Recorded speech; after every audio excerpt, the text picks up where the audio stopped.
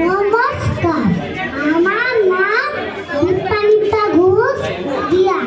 আমি নার্সারিতে পড়ি।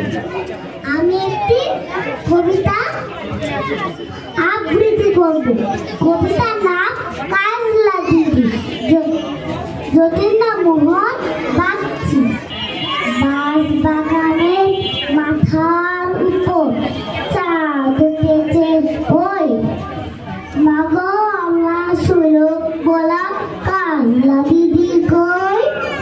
পুকুর ধারে লেবুর তলে থোকায় থোকায় চুনার জলে ফুলের রঙে